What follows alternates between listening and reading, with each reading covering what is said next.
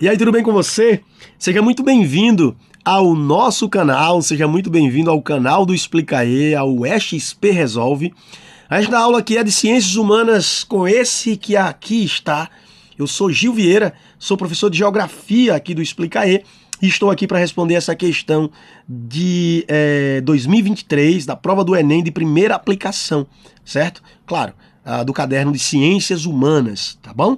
Vamos responder essa questão comigo agora, vou responder ela agora. Mas antes, se você não está inscrito no nosso canal, por favor, se inscreve no nosso canal, tá? Ativa as notificações e assim que um vídeo chegar, você vai estar recebendo esse vídeo para que você continue aqui com a gente, recebendo informação, recebendo conteúdo de qualidade, ficando cada vez mais fortão para o desafio, o grande desafio. Beleza? Fechou? Agora eu vou responder essa questão com você, hein? Bom, essa questão vai exigir conhecimento seu acerca da competência 2 das ciências humanas, competência 2 das ciências humanas, transformações no espaço geográfico, tá aí, transformações no espaço geográfico, exige conhecimento cartográfico, então exige conhecimento de cartografia.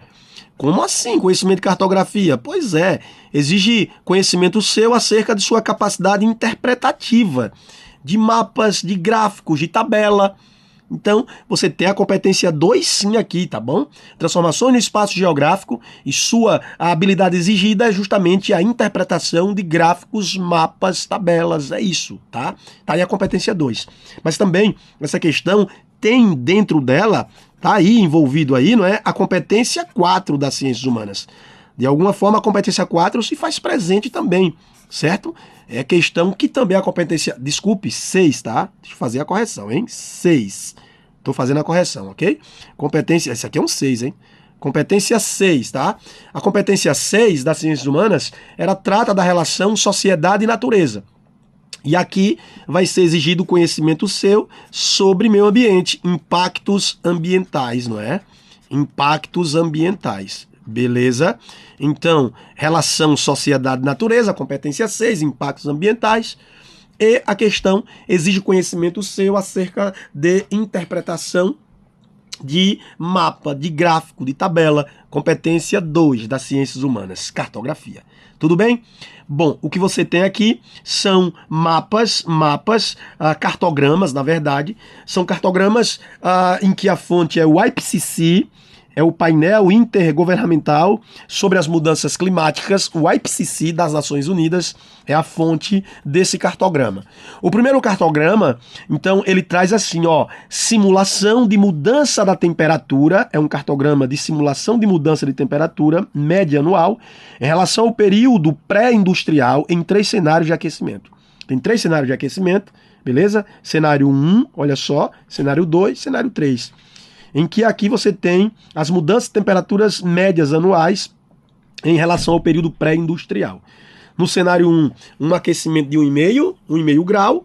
No cenário 2, um aquecimento de 2 graus Celsius. No cenário 4, um cenário de 4 graus Celsius. Aqui a Terra voltando a ser uma terra adeana, uma terra praticamente primitiva, não é? De uma atmosfera sufocante, em que a vida não conseguia se desenvolver, não é? Aqui um aumento desse de 4 graus é uma tragédia. Um aumento de 1,5 já é algo muito danoso. De 2, tenebroso. De 4, é o fim, certo? O que é que você tem com o aumento de temperatura? Isso aqui é um mapa de calor, tá vendo?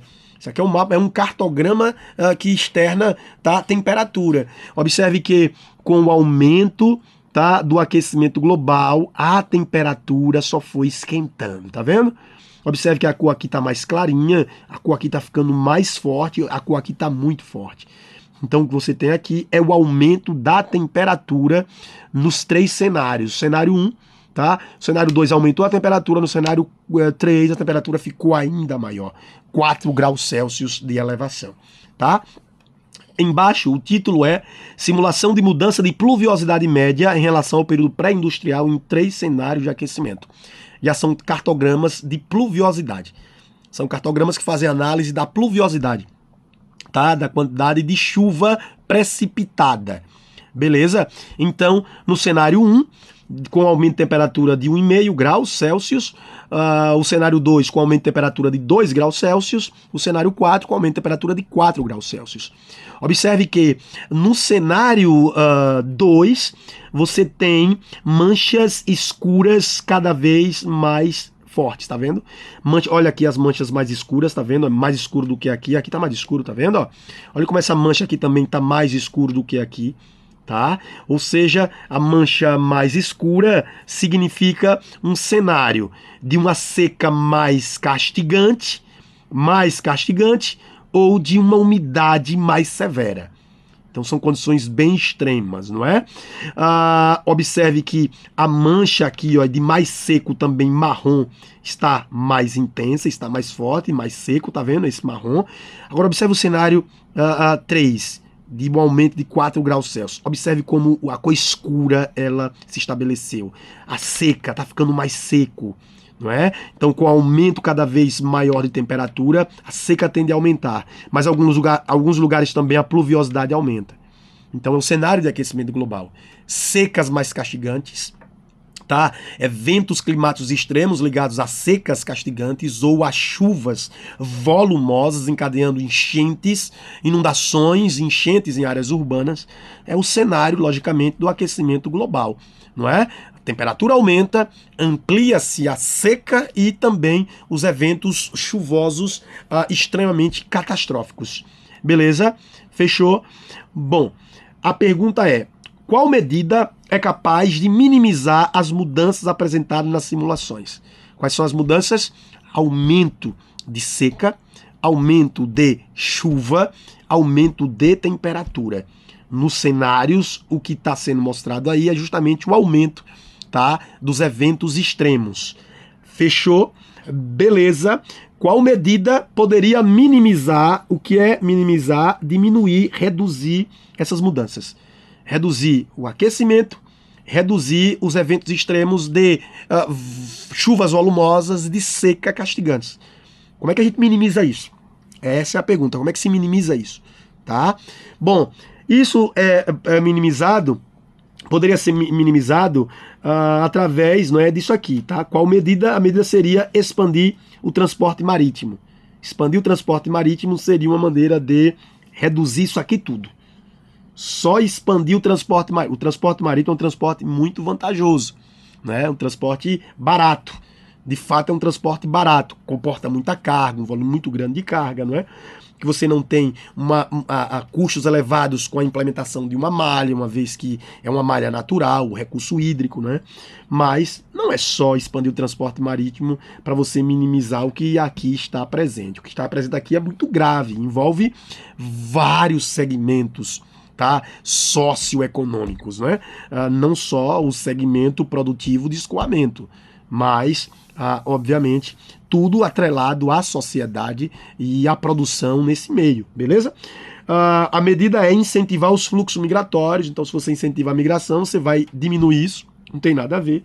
Letra C, monitorar as atividades vulcânicas. Isso é aquecimento global. E o aquecimento global não é natural, o aquecimento global é antrópico, é antropogênico. Tá? Então, quando a gente fala de aquecimento global, a gente está falando de ação antrópica, beleza? Não é natural. Aquecimento global é a emissão de gés. Emissão de gés. O que é que são gés? Gases do efeito estufa, os chamados gases estufas. Os gases do efeito estufa, o dióxido de carbono, não é? O CO2, o metano, são gases do efeito estufa, por exemplo, e fluorados, né?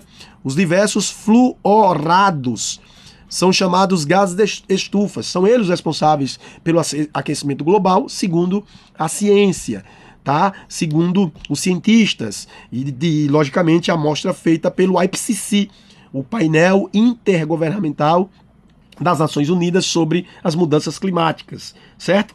Então, para minimizar isso, não é monitorar atividades vulcânicas, porque obviamente, o aquecimento global decorrente das ações antrópicas, antropogênicas. Fechou? Letra D, controlar as emissões de carbono. Pois é, controlar as emissões de carbono, gás estufa. Controlar a emissão do carbono é controlar a emissão de gás estufa. Beleza? Então, o gabarito é a letra D. É preciso fazer o controle da emissão desses gases. É preciso fazer uma transição energética. É preciso consumir novas fontes de energia que não emitem esses gases, que têm uma capacidade muito grande de reter calor. De reter calor. São gases que, presentes abundantemente na atmosfera, vai reter a radiação terrestre. E a consequência disso é fazer o efeito estufa se intensificar.